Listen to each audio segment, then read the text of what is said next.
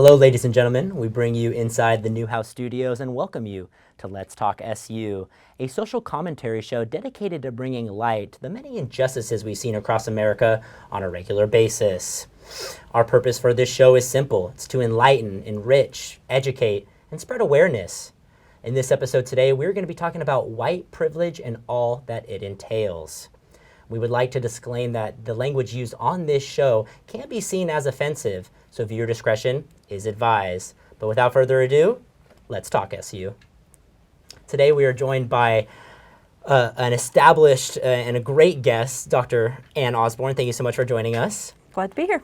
A little bit of background on Dr. Osborne, a longtime professor with media and race, and you had your PhD at Tennessee and then taught at LSU for 14 years before coming to Newhouse. But I have to say my particularly favorite thing about you is your Twitter bio, because you're a fan of nice people, tasty food, and well-balanced cocktails. So that is all true. You can't beat those things. But we did bring you on the show to talk about white privilege because you had some experience with working with people around this issues. You've done a lot of research, written your own books. Let's just start clear cut. What is white privilege? So I think the definition that I like of white privilege is that it is the unearned advantage that white people have within society.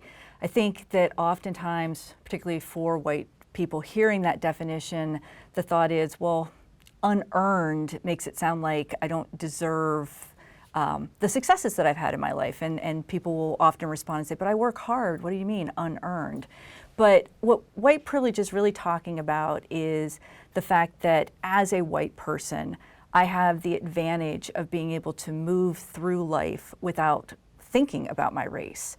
I don't have to worry about being racially profiled if I walk into a store. I don't have to worry if I'm pulled over by a police officer, whether I was pulled over because of my race. So it's all of those sort of social advantages that people who are white have over those who are people of color. Is this something that you can just pop on your computer, can Google search? Is this something that is easily attainable that way, or is this something that you really kind of have to experience?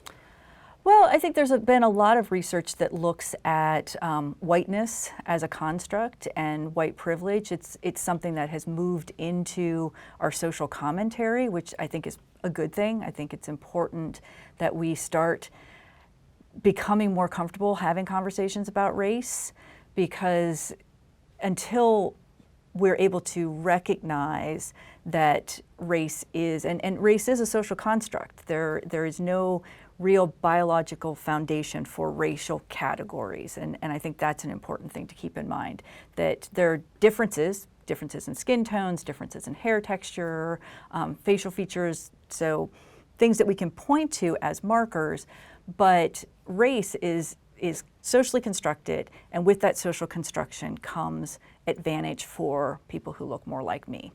And so yes, to your question about is this something that you can learn more about? Absolutely. I think you bring up a good point on the difference between whiteness and white. Yeah. What is the norm for being white? Is there a norm? Well, it changes over time, and it has changed over time. So white, we talk about white as racial categories, and so that's the kind of thing that you would check off on a census form, and that has changed over time. In America's history, the Irish and Italian for a period of time weren't considered white. And so these ideas evolve with the social understandings. Whiteness encompasses a larger sort of construct of, again, the sort of advantages that we pack into being white. There's an author, Richard Dyer, who wrote a book just titled White, and what he says about whiteness is that whiteness is everything and nothing within society. And I think that's a really powerful way to think about whiteness, that so much of American culture and much of world culture, Eurocentric world culture, is defined by and for white people. And so it is the advantage of it being nothing You don't have to think about it. You just kind of get to live without having your race marked for you by others. And so there's that nothingness to it, but then it's everything. It's everything because it is the sort of hegemonic standard by which everything else is judged. Beauty standards, all of those sorts of things. Yeah, I think that is an interesting point, just with, given my background too, a lot of people might, just perceive that I am fully white, but my dad comes from Chile, immigrated from Chile to Los Angeles. That's part of my culture, part of my blood. And I think that's the biggest difference, is that you're born into something and then you really can choose a different path once you, come into your own self and really find that way. How does that play a role when, people are stereotyping just a white person as being white and really not knowing that background? Yeah, well, certainly for some people like yourself, that you have a cultural background that is part of your identity, but in a larger society you are white passing, and so people may assume that you don't have that cultural background. For others, it's very clear that their racial ethnic identity is not white. So it depends on the person, and it is you are in the unique position of being able to, I presume, experience a great deal of white privilege, but then also recognizing that you have this identity that is different from that. And so our identities are really complex. No one person is just a single identity. We are all comprised of multiple identities, and so some of those identities are more present all the time. Some of those identities, as you said, you may choose some identities, you may not choose some identities. So it's important to think about the complexity of how we live our lives. I think it's a great segue into our next point about intersectionality and how that plays a role. For our audience, please, what is intersectionality? Because I really think this is a term that can get misconstrued. Yeah. Well, it was a concept that was developed by Kimberly Crenshaw, so I think it's important to give credit where credit is due.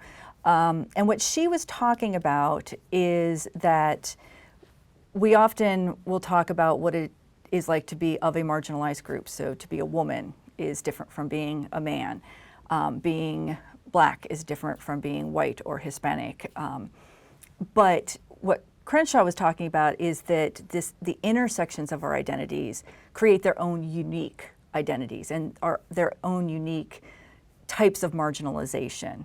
And so there's an interesting study that I was reading just recently that talked about the fact that we often hear commentary, criticism, and cultural critique that women aren't allowed to be as aggressive as men in the workplace, just in life. And research has shown that women are penalized. They're socially penalized for behaving too aggressively. But so are Black men.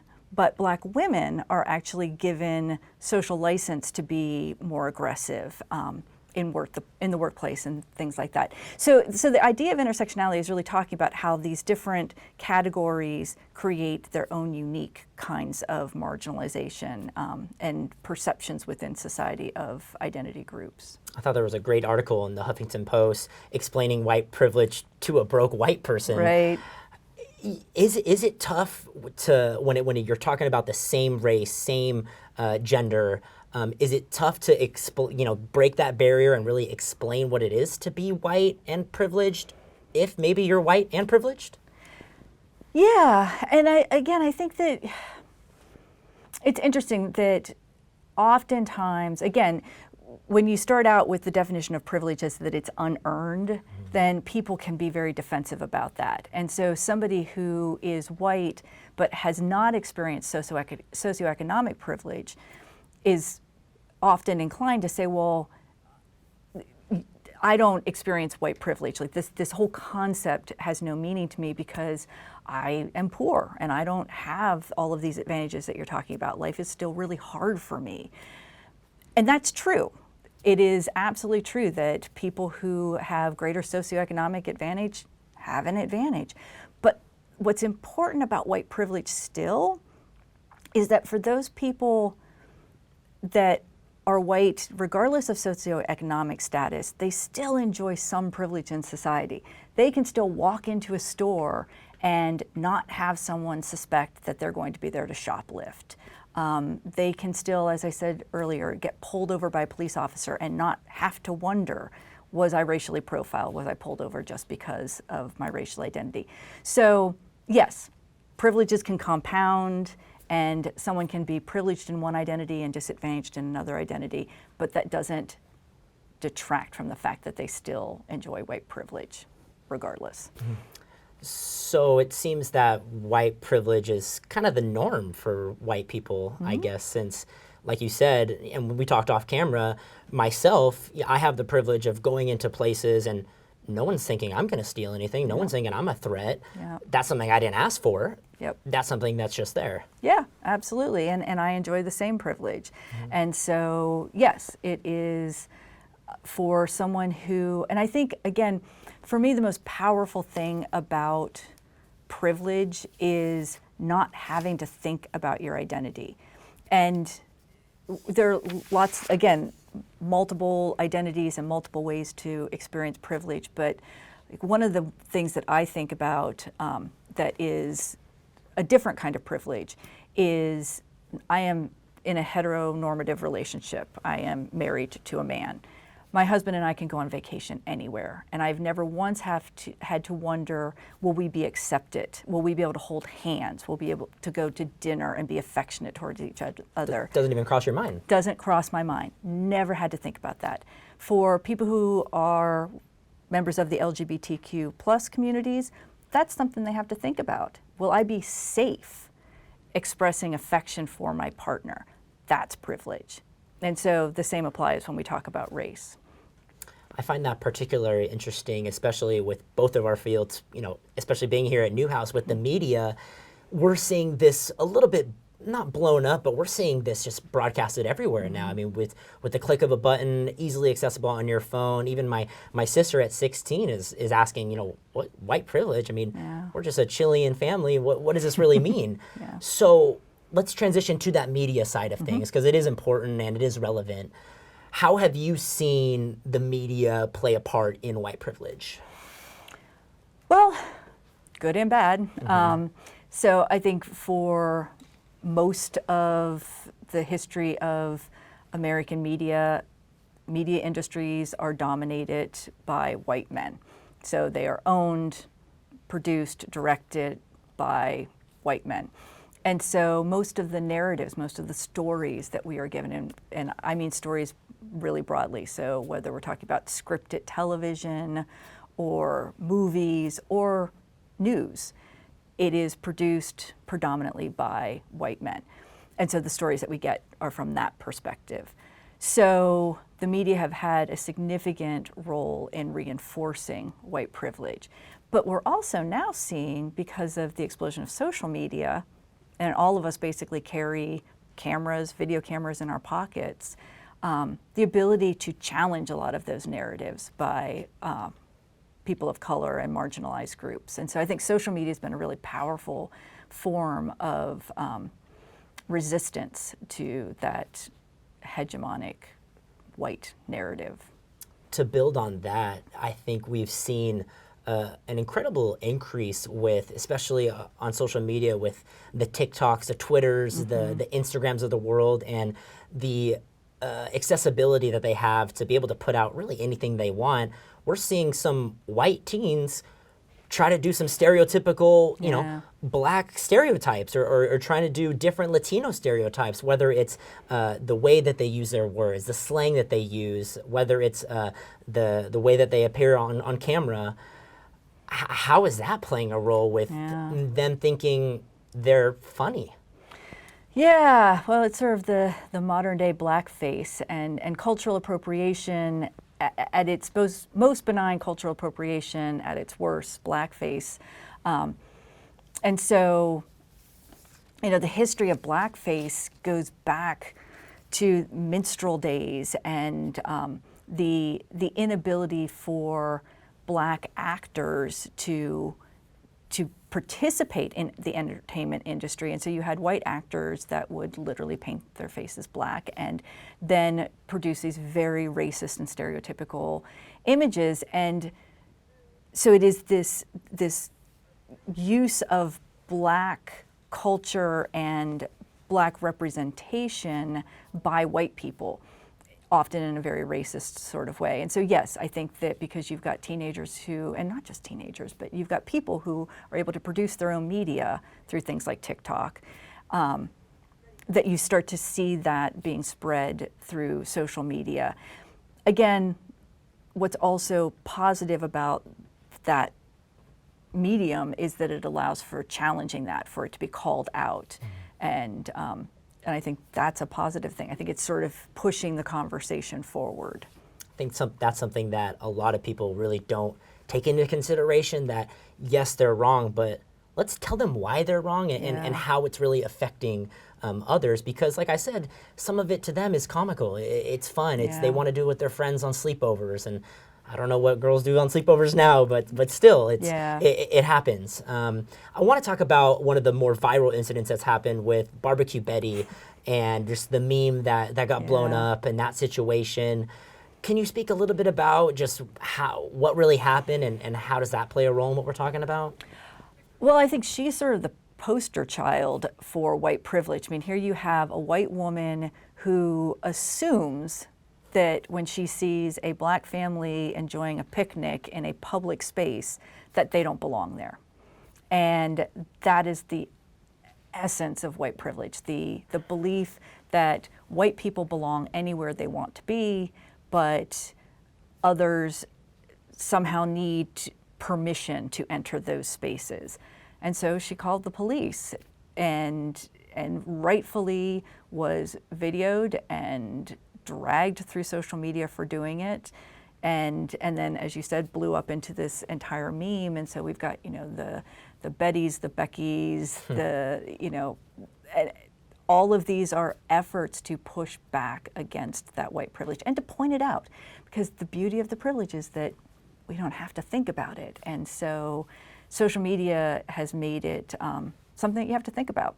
I think the biggest factor there too is, yes, she observed a black family enjoying a picnic, but what urged her to make that call to the police? Anyone can go down the street and see any kind of family doing whatever they so choose. I mean, no picnics here in central New York, but still, that urge to call the police, to be scared or frightened or concerned, that's got to start before the phone call, right? Oh, absolutely. Absolutely. And it's also, that's learned, we aren't born racist. We learn that, and it is, part of it is a very natural human instinct. We, as humans, we are hardwired to put things into categories, to make sense of the very complex world around us by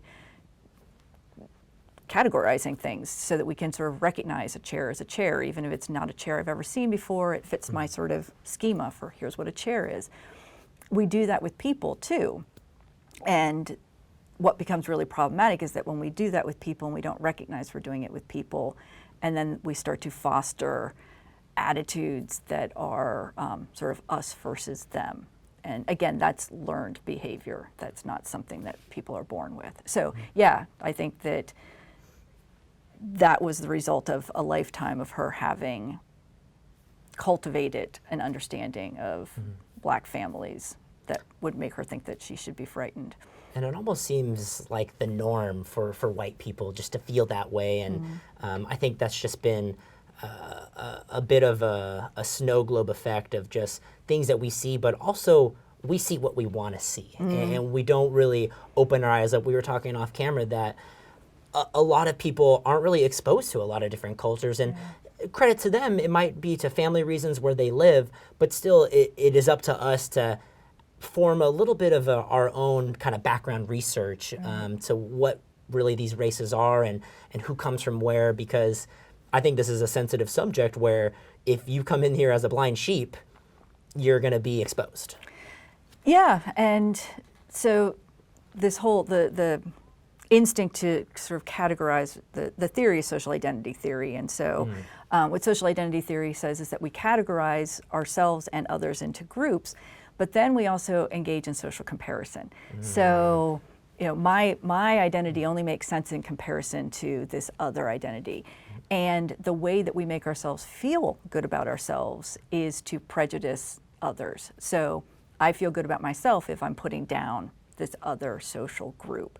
So we engage in all of that behavior, and that is sort of what fosters this us-them. One of the ways to break that down is to interact with and have a wider social group, and to read books, you know, watch television shows, watch movies that represent identities that are unlike your own. And that will broaden your horizons. But most of us seem to prefer to live in these sort of insular worlds. And again, the great advantage of being white is that you can live in a world that is dominated by whiteness and not be pushed outside of that. In American culture, most people of color don't have that advantage. They constantly have to interact within a dominant white culture. And so they become very good at code shifting and knowing how to assimilate to a dominant white culture, whereas white people don't have to do that. Let me challenge you with this. You spent over 20 years in the South. We know you've bounced around from different institutions. You've been around a lot of different cultures. How does white privilege play a role in your life? Do you see yourself having white privilege, being a woman and also being white, and especially being a professor at a top communication school in the country? Oh yeah, I'm loaded with privilege. I've got loads of it. Yeah, I am white. I think about that on a regular basis. You know, as a woman, I have experienced prejudice as a woman, and I do research in sports, and so as a woman in a male-dominated area of sport, I've experienced what it is like to face that prejudice, but not nearly to the same extent that I get a lot of privilege for being white. You know, I can, you know, as I've said before, walk into a store, nobody's going to think that I'm a criminal. Nobody thinks I'm a threat. Nobody is ever worried about whether I'm going to harm people. You know, if I were found walking down the street carrying a gun, police aren't going to just open fire on me. They're going to stop me and ask me, ma'am, why do you have a gun? So that's white privilege. So yes, I have experienced a lot of privilege.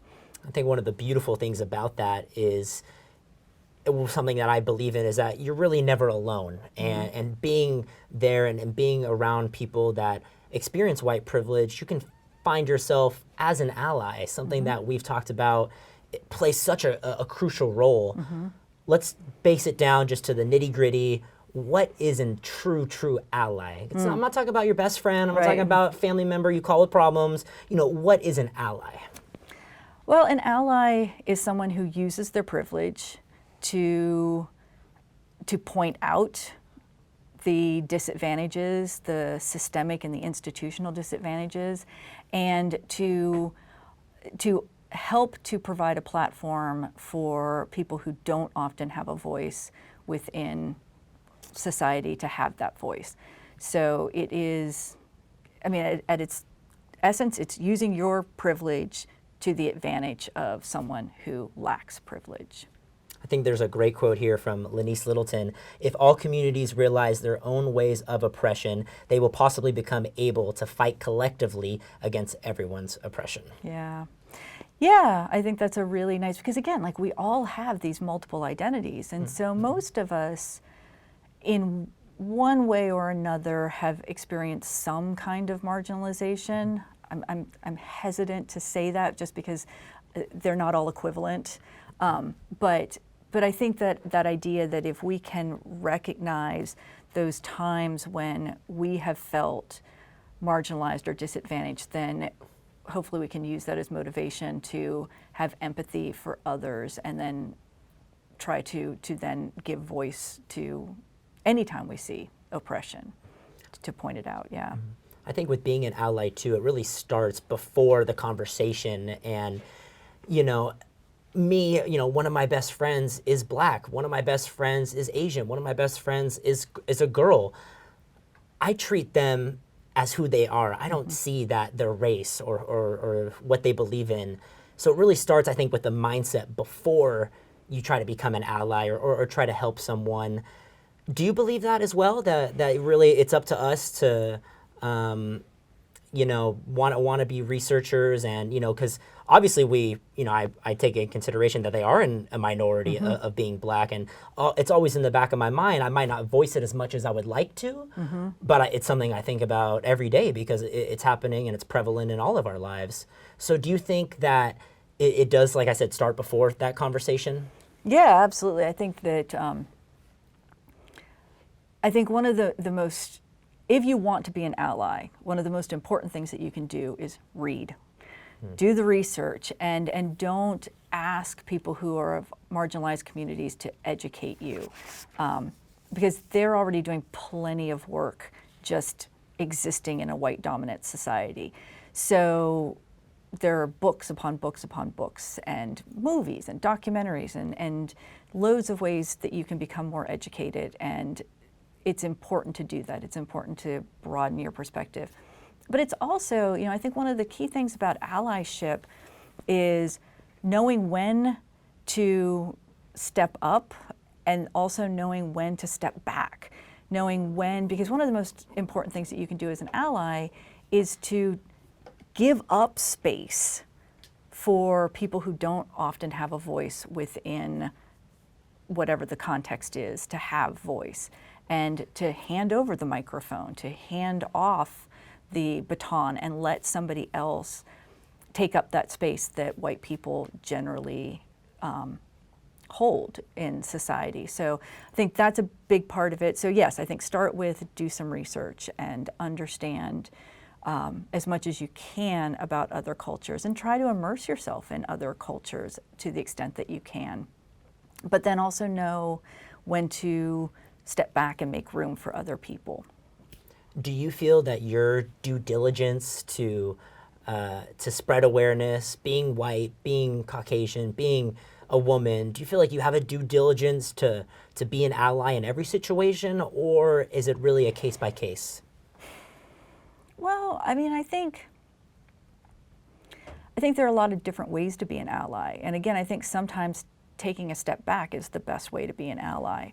I have the enormous privilege of being an educator, and so I get paid in some respects to do that work because I teach classes on race and gender, and so I look at that as part of my role as an ally, and part of how I fulfill that is through teaching. But yeah, I think that when I hear something, when I see something, I think I do have an obligation to step forward. I'm not always, I can't say that every single time I've ever heard somebody make, an racist or homophobic or bigoted comment that I've always head-on challenged it. I'm not perfect, but yeah, I do think I have an obligation to do that.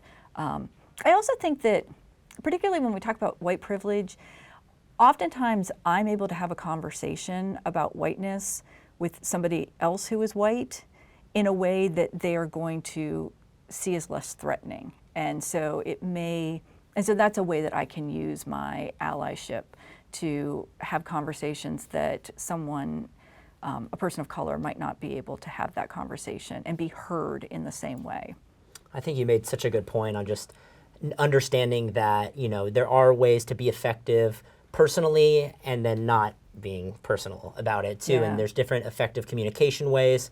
But really the point of this show was to bring you on and to educate, just to know what white privilege is, because we really get blindsided by a lot of social media, a lot of things out there. And, it's really important to be an ally in this situation because there's not many of us out there. And it's important to understand that knowledge and to have that. So thank you so much for coming today, Dr. Yeah. Osborne. You really shed a worldly of light, and hopefully for all of us, we'll do better and be better from here on out. That'll do it for this episode of White Privilege here on Let's Talk Less You. We are going to be talking about the next episode is going to be about colorism. So that's going to be a great topic. We're excited to continue this show. Check us out on social media all over on Orange Television Network. But for now, I'm Bailey Arredondo, Dr. Osborne for Let's Talk SU.